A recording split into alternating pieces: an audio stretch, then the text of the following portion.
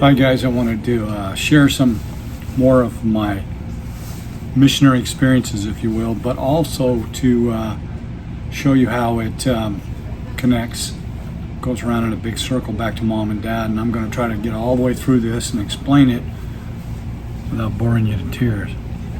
I don't think I will. This is what happens when you shave your beard off and you have this little chicken thing here. But I digress. Anyway, I was called to be a ward mission leader, and I remember it wasn't very long before I got a call from the bishop of the ward in Liberty, and he told me that there was a young man who wanted to take the discussions, and that he wanted to be kept quiet. He didn't want a lot of people to know, and I didn't question that. I don't know why. I don't remember any feelings of, if this guy wanted to hear the gospel, it was my job to help him get the discussions. And so I called the full-time mission president, because I didn't have any full-time missionaries in the area, and asked him if he could send a couple of full-time missionaries, which he did. And we set this up very discreetly, very quietly, and I came to find out right away that his name was Andy, that he had just got back, that he left his school, a ministry college school, in California, a Christian university. They was going there to learn to be a minister, and that he had a lot of questions, and that he wanted to take the discussions. Now, again, I didn't have any preconceptions of any kind about this guy. I look back on it now, and I should have probably assumed that he was extremely knowledgeable, because he was going to Bible school to, again, learn how to be a minister. And in the middle of that, he decided he wanted to come home, and that he wanted to take the discussions from the Church of Jesus Christ of Latter-day Saints. And so you might think, as I was alluding to here, that he would have a tremendous knowledge, which I'm sure he did, and that it might get into some kind of back and forth, little debate or whatever. But that wasn't even close to the case. I met a very young man, younger than me, humble man, who sat in my living room with the missionaries and took the first discussion. And what you might think is somebody that is kind of evangelical in nature, might have, a lot of that back and forth. He did not. He wasn't that way at all.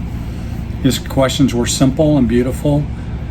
We taught him the first discussion, which was mostly about our belief in Jesus Christ and our belief in God the Father and His Son and the Holy Ghost, and that men will be punished for their own sins and not for Adam's transgression.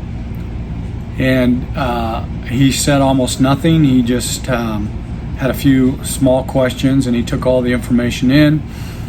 And from the minute that I met him, I had the impression that he needed to pray in our meetings.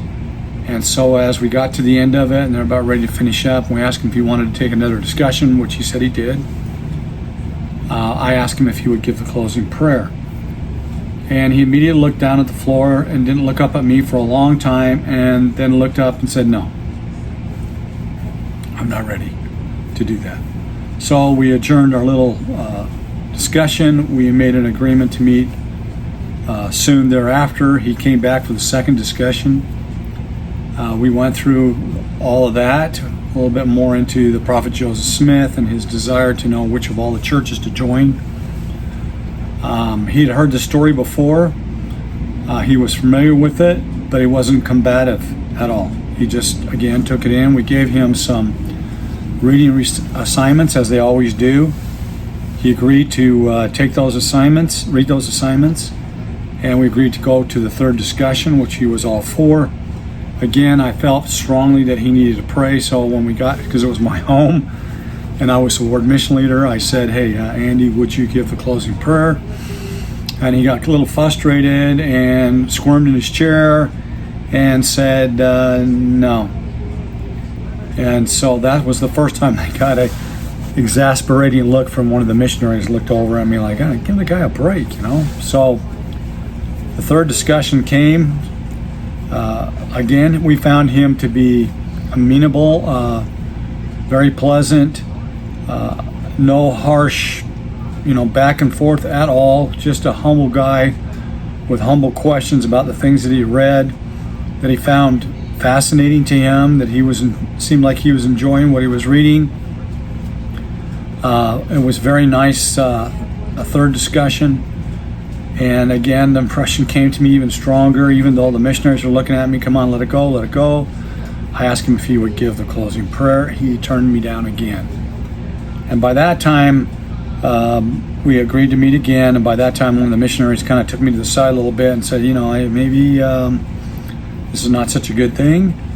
And I said, I have to do what the Spirit, I feel the Spirit wants me to do with Andy. I don't know what else to tell you guys. And I was new, and I thought maybe there was a little doubt in my mind that maybe I was being a little overbearing or whatever. I don't know. I don't remember it. But I remember when we got to the next discussion, that's when the missionary, right before we started, they came early and said, hey, cut this guy some slack, man. If you don't want to, don't have to pressure him to pray. He'll pray. It'll come together, so on and so forth. I got a good feeling about him. I said, yeah, I got a good feeling about him too. He's a great guy. But if I have the impression, I'm going to ask him. And so I did. I finished the discussion, and I asked him, Andy,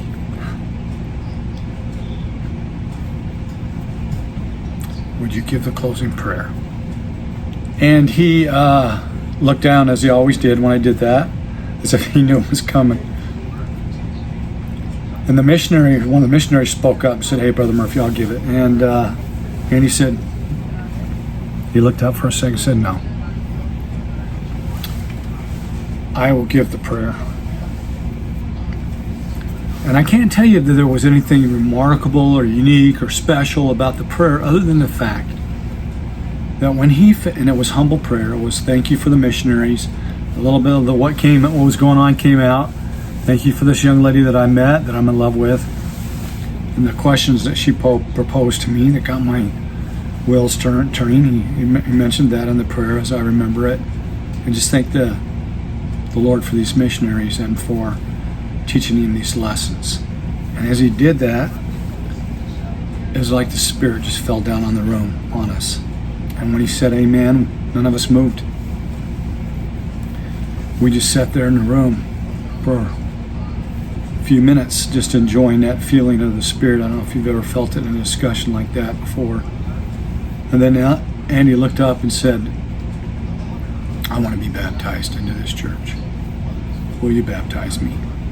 So we did. It's just the first part of this story. I learned more and more about Andy as we went on. His mother was Shirley. I met her at the baptism. She showed up for the baptism of her son. She was the son of a minister in Kennebec, Texas. I didn't know anything about her. I just know that I was in the room preparing everything for the baptism, and that was my job. The elders came in. Andy came in shortly after. His mom came in, and I greeted Andy and talked to him. And then I looked over and I saw her, and I said to the elders, that lady, and they said, yeah, that's Andy's mother. So I didn't even get her name at that time. I just walked straight up to her and I took her by the hand and said, would you please come up to the front with me? And she said, she didn't say anything. She didn't fight back or whatever. So I just took her by the hand and we walked up, and I stood at the baptismal fountain holding her hand. And I said, I want you to witness the baptism of your son. And she held my hand. She didn't let go. Well, Andy was baptized. And as soon as he came up out of the water, of course, he hugged the missionary that baptized him. And they walked out of the water. And I turned to Shirley and I said, do you know who I am? I don't even know why I said that. And she goes, yeah, I believe you're the some kind of leader here. And I said, yes. And I want to ask you a question. What you just witnessed, was it good or bad? And she responded, I know it was good. And I said, wonderful. And then it just came to me to say this to her. I think it's your time. It's your turn. I think it's your time and your turn to get the discussions and to learn what your son has learned. And she said, yes. So they taught Shirley, Andy's mother.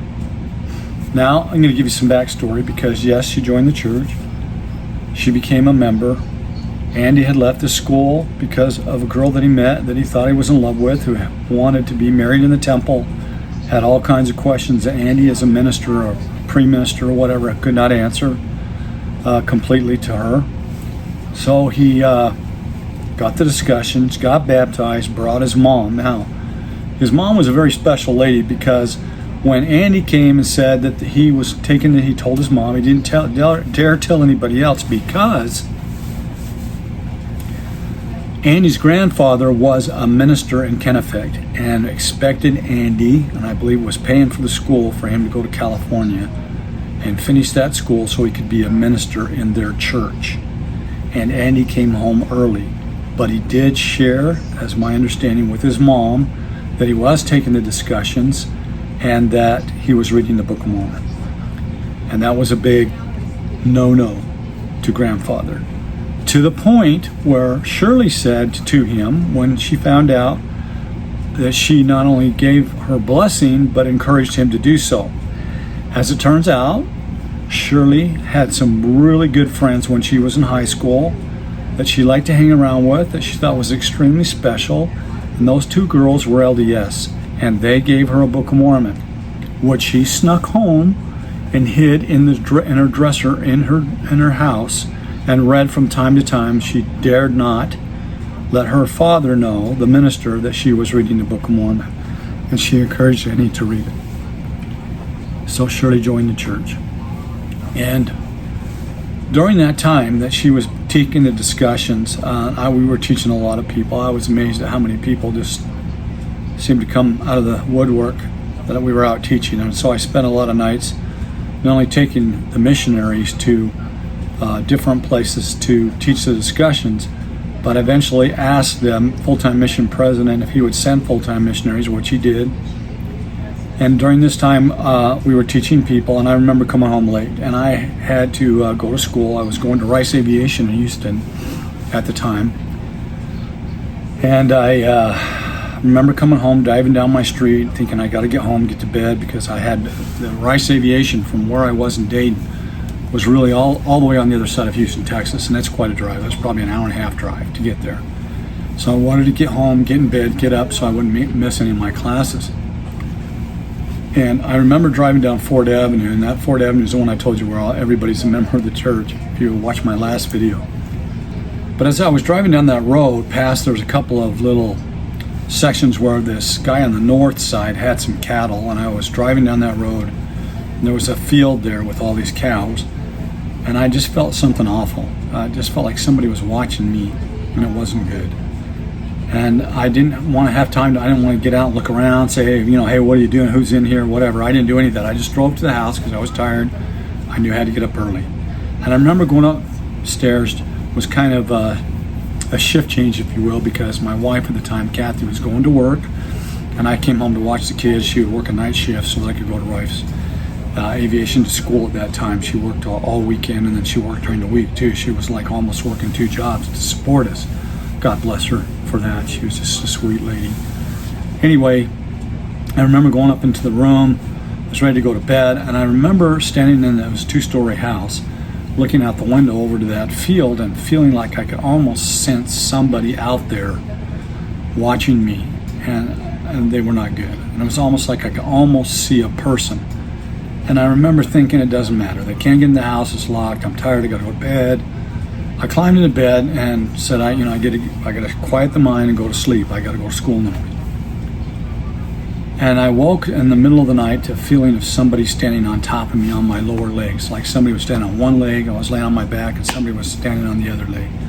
Or that person had his legs on my legs. And I couldn't move. I could not budge. And it was an awful, awful being. That's all I can tell you. They were not happy with me. They were angry with me. He was angry with me.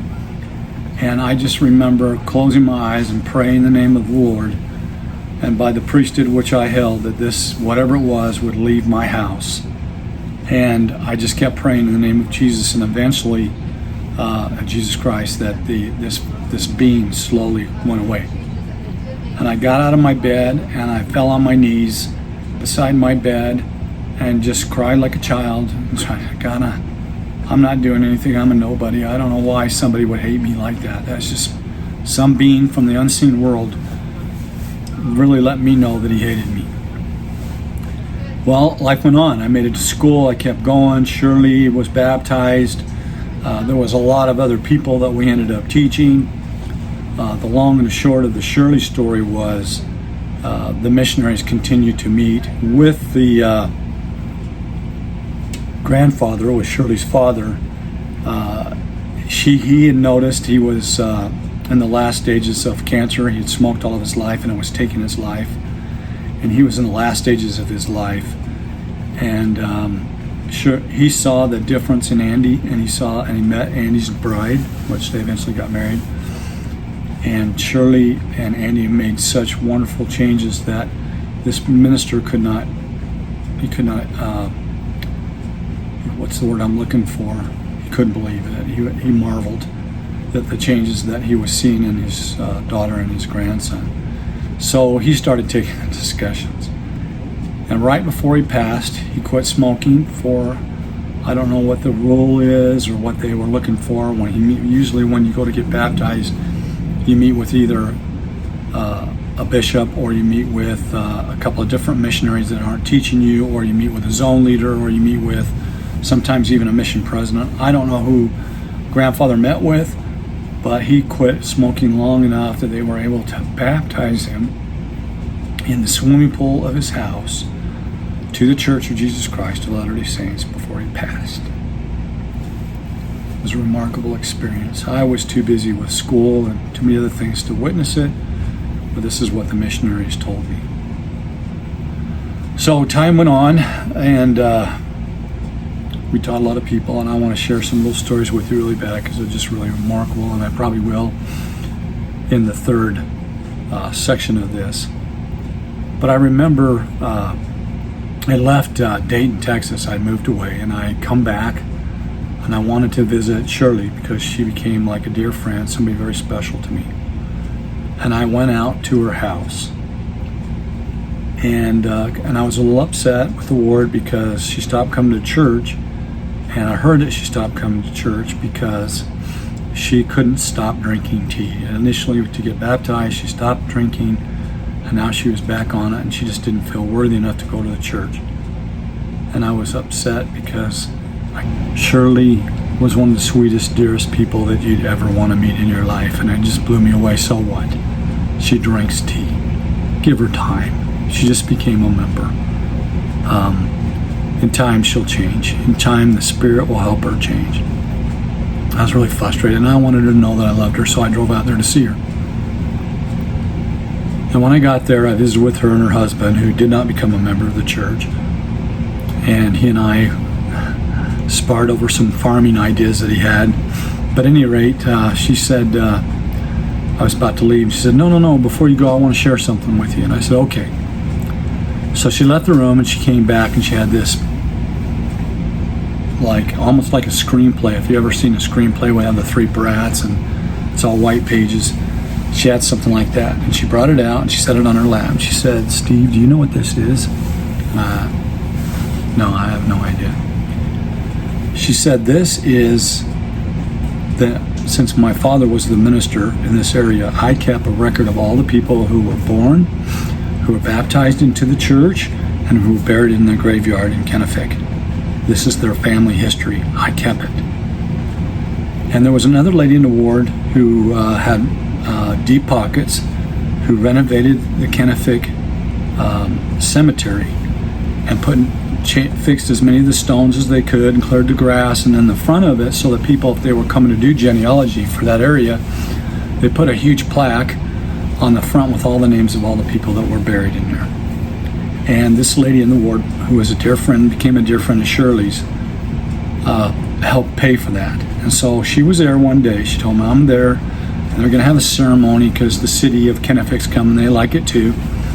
The little mayor and all the, city council people are coming, and she knows all these people are going to show up, some of these families that wanted to see this happen. And so she said, I had this book, and I was going through checking the names of all the people that were buried in this graveyard, and as I was going through to make sure they were right and spelled right and in the right order or whatever, She said, I started to hear people showing up behind me.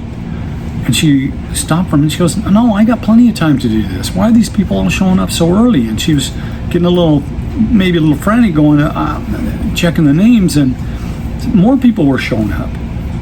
And she said, I have to stop and turn around, tell them, slow down or not ready. And she said, I turned around, Steve, there was nobody behind me. And then she said, it felt like somebody took a really warm bucket of water and poured it over the top of my whole body on a winter's day, and I felt so warm and so loved. And I knew that many of the people that came, those souls came to thank me for helping them get their names so that somebody could come and get their names and do their work for them. And she looked at me and said, you were a part of that. You helped make this happen. So when I left, I was driving home, trying to put all the pieces together in my mind. And I remember that night that I drove down Ford Avenue. And there was something awful there that hated me. And how it came up into my bedroom in the middle of the night and stood on top of me. And hated what was going on and hated what I was doing. There's more to the story. I finished visiting with her. I drove home, as I told you. I recounted what had happened. And then in time, I got a call from Mom and Dad. And they said that they had decided to go on another mission. And that I believe they were going to South Carolina. Could be in North Carolina, but South Carolina. But I remember Dad saying he wanted to come through Dayton, where we lived, and spend a couple of days with us on his way to his first day or week, whatever, in the mission field. That he and Mom were going on our second mission. So I was kind of excited to see him. And I remember when they showed up, right before they showed up, I happened to mention one of the times when I was speaking in the ward that Heber Asel and Minnie LaWave Murphy were coming, and they were my mom and dad, and they were coming to go on a mission. And then one day when I was at church, after I did this, a lady came to me, and her name was Sister Jones, and she came up to me and said, I know your father. And I said, what? She goes, I know your father. I knew him when he was a young missionary on his mission. I said, really? And she goes, yeah, he came and taught in this area.